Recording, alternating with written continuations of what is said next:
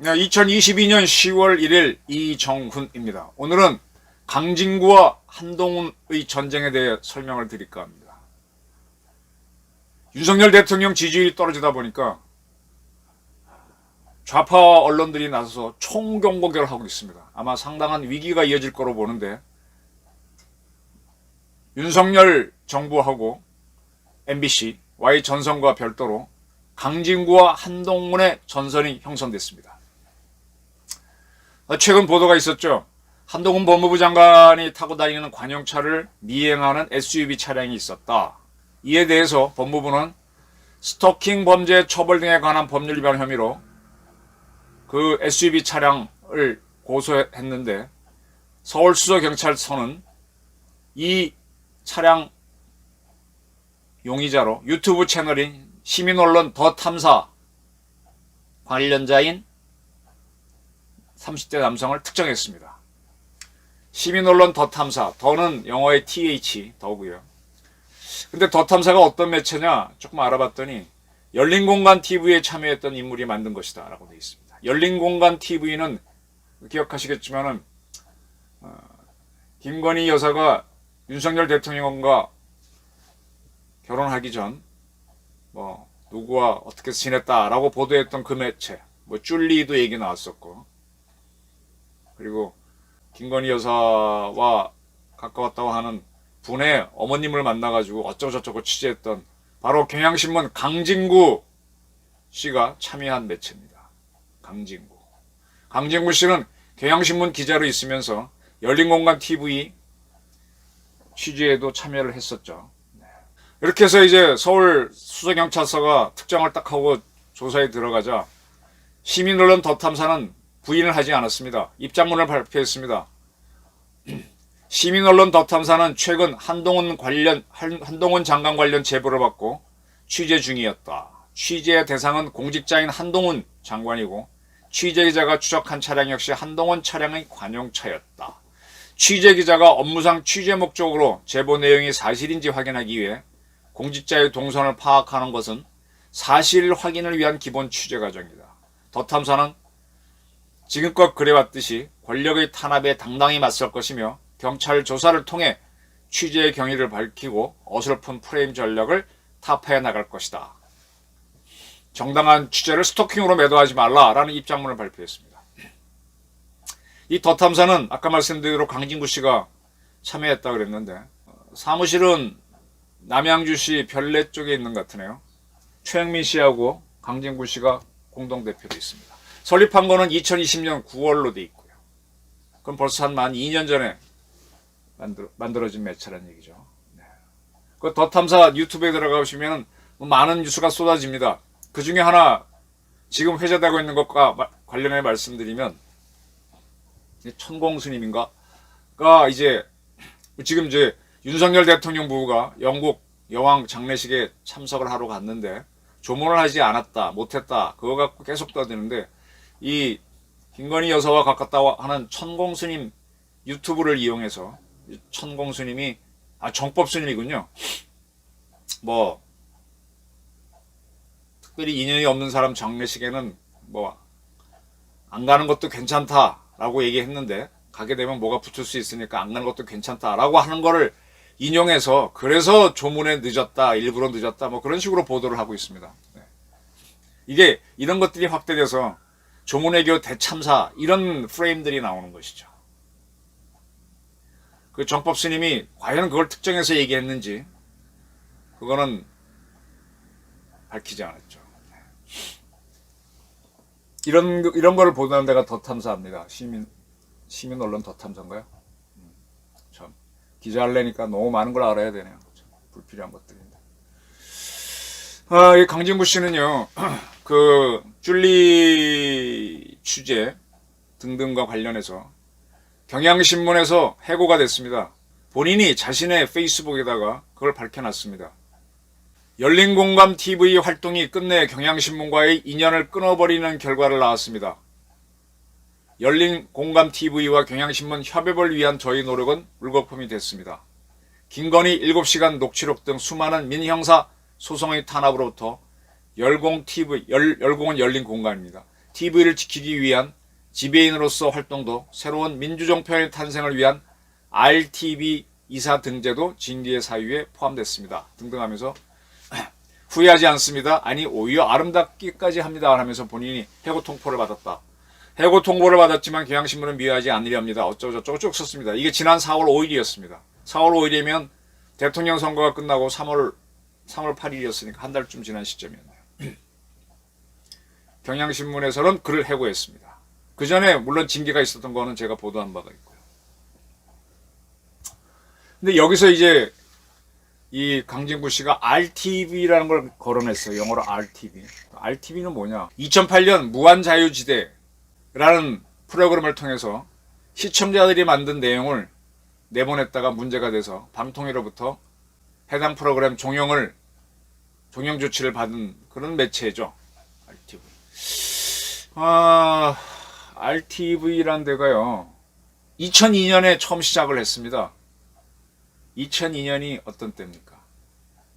김대중 정부가 끝나고 노무현 정부가 출범하는 때입니다. 제가 앞서 이 노무현 정권이 그 전까지는 이제 동아조선, 중앙한국, 신문에서는 그다음에 방송에서는 KBS, MBC, SBS 이렇게 안정적인 중앙 언론 체제로 이 언론 시스템이 돌아왔었는데 그러다 보면은 기자들이 자연적으로 이렇게 정통 취재를 하다 보면 좀 보수적이 됩니다. 그건 저도 인정합니다.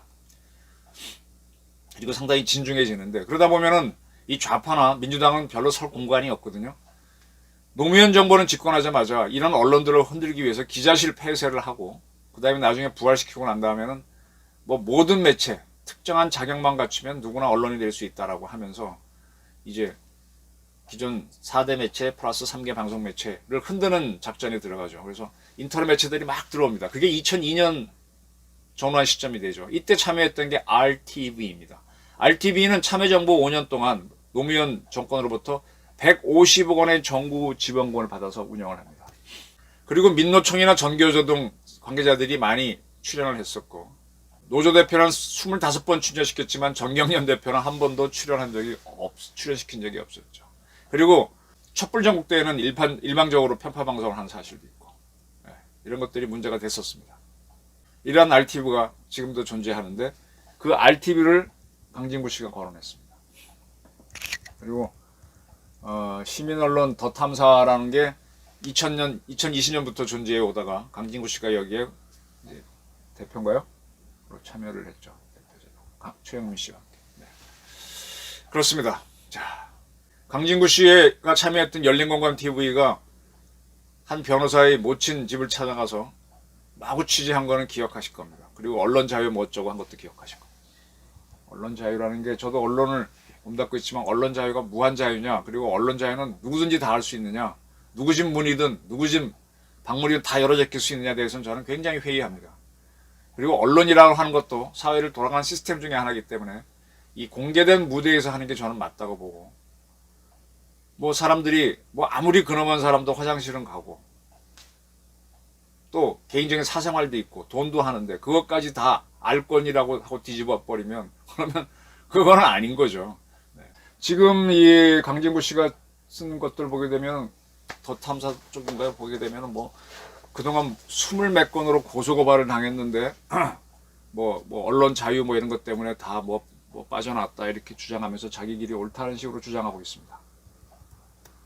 이런 매체에서 이제 한동훈 장관을 딱 찍어놓고 추적을 하다가 일단 고소가 되면서 조사를 받고 있습니다.